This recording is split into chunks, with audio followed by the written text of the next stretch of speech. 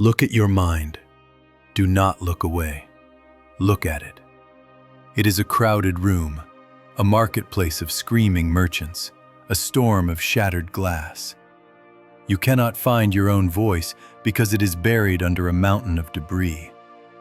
You wake up, and before your feet touch the cold floor, you have already opened the gates to the enemy. You invite them in. The bright lights, the sudden flashes of other men's lives, the outrage, the dopamine, the numbness. You think you are consuming information. You are wrong. The information is consuming you. You are a warrior standing in a swamp, waist deep in mud, trying to swing a sword. You wonder why you are slow. You wonder why you are tired. You wonder why you cannot strike with precision. It is not because you lack strength. It is because you are drowning in the unnecessary. You seek focus. You seek the sharp edge of the steel mind.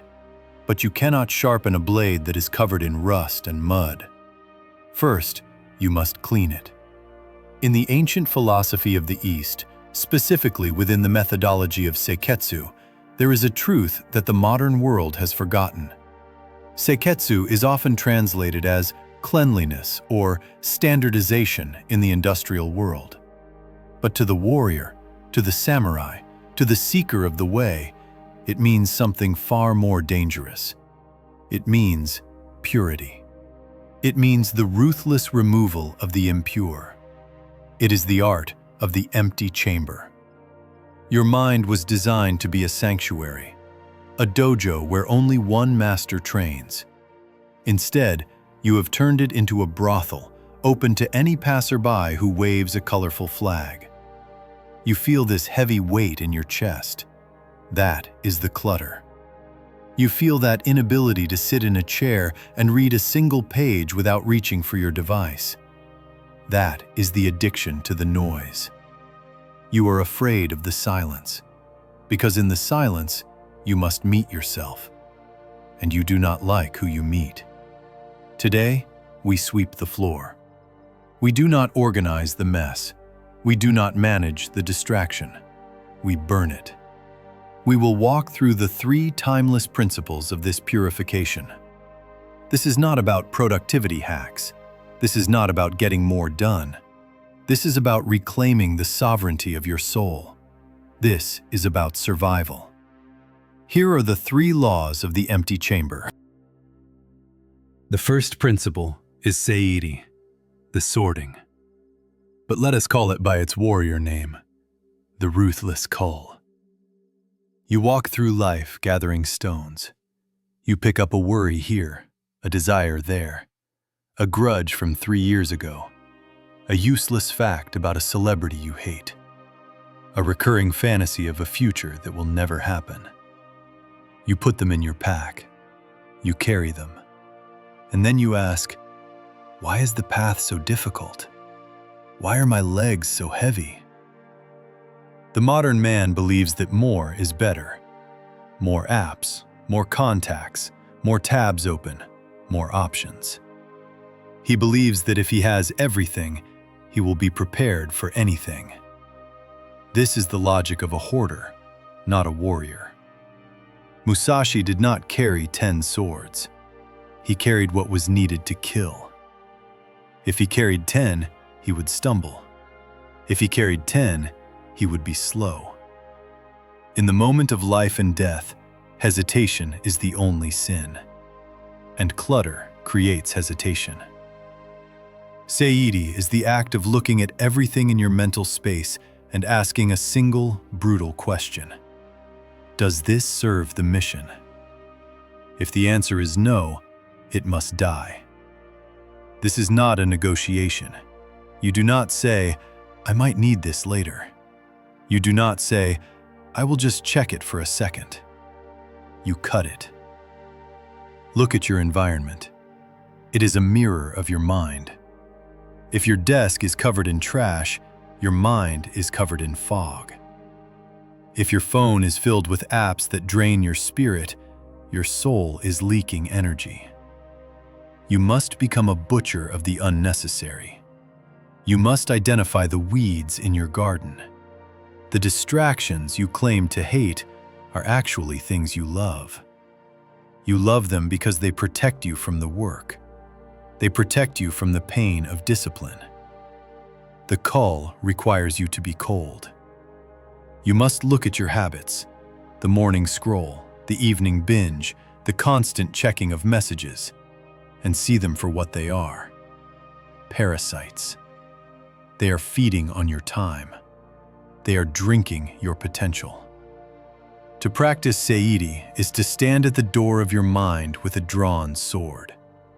You become the guardian. You decide what enters. You realize that every image you let into your brain stays there. It leaves a footprint. If you let muddy boots walk through your temple all day, do not be surprised when the floor is filthy. Identify the 3 biggest sources of noise in your life. The 3 things that steal your eyes and your heart. Kill them. Delete the account. Throw away the junk. Sever the tie. It will hurt. You will feel a phantom limb syndrome. You will reach for the distraction and grasp only air. Good. That panic you feel? That is the addiction leaving the body. That is the weakness evaporating. Do not organize your distractions. Eliminate them. Once the debris is cleared, you are left with space. But space alone is not enough. Chaos can exist in a vacuum. The second principle is Seiton, setting in order. The geometry of the mind. In the dojo, every weapon has a place. The sword is on the rack. The armor is in the chest. When the lights go out, the warrior can find his blade in total darkness. He does not fumble. He does not search. He knows. Your mind must be the same. Modern man lives in a state of chaotic multitasking. He tries to be everywhere, and so he is nowhere. He eats while he watches. He walks while he types. He talks while he thinks of something else. He is a ghost in his own life. Seiton is the discipline of one thing. When you sit to work, you are a monk writing scripture. There is nothing else in the universe but the pen and the paper. When you train, you are a statue of iron. There is nothing else but the weight and the gravity. When you speak to your brother, you are present. There is nothing else but his eyes and your truth. This is the geometry of order. It is aligning your intention with your action. Most men are crooked lines. Their intention points north, but their action drifts west. They want to build an empire, but their eyes are glued to a screen. They want to be strong, but their hand reaches for the comfort food. Seiton demands that you straighten the line. Everything must have its place. Not just your physical objects, but your mental states. There is a time for war. There is a time for rest. There is a time for study. Do not mix them. When you mix war and rest, you get anxiety. When you mix study and entertainment, you get stupidity. Create boundaries of steel. When you enter the deep work, you lock the door. You turn off the world. You enter the submarine. You submerge. No signals come in, no signals go out. You stay there until the oxygen runs low or the mission is complete. This requires a terrifying level of self-respect. You have to believe that your focus is worth protecting. You have to believe that what you are doing matters more than the buzzing in your pocket. If you treat your attention like cheap currency, everyone will spend it for you. Marketers, algorithms, emotional vampires. They will take your coins and leave you bankrupt. But if you treat your attention like gold, like the sharpest steel, you will hide it. You will guard it. You will only bring it out when it is time to cut. Structure your day like a fortress. Build walls around your focus hours. Dig moats around your sleep. Place archers on the towers of your morning routine. Chaos hates order. Entropy hates structure. The moment you build this geometry, the world will try to break it. Your phone will ring. An emergency will arise. A sudden urge will strike you. Stand firm. The warrior does not break rank because it starts to rain. He remains. He holds the structure, because the structure holds him. The third principle is the hardest. It is Seiketsu itself, the standardization, the shining. Most men can clean a room once. They get motivated, they get angry, they clean the house, they delete the apps, they write the schedule. They feel good. They feel like gods. And then, 3 days pass. Dust settles. A new email comes in. The old habit creeps back through the window like a thief in the night. A week later, the room is messy again. The mind is cluttered again. The warrior is back in the mud. This is where the amateur fails. The amateur thinks that focus is a destination. He thinks that once he reaches the mountaintop, he can stop climbing. The master knows the truth. There is no destination. There is only the climb. Seiketsu is the understanding that dust is inevitable. Entropy is the law of the universe. Things fall apart. Iron rusts. Minds wander. Therefore, the cleaning must be a ritual. It must be daily. It must be eternal. In the Zen monastery, the monks sweep the floor every morning. Even if the floor looks clean, they sweep. Why?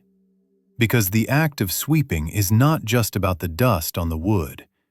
It is about the dust on the soul.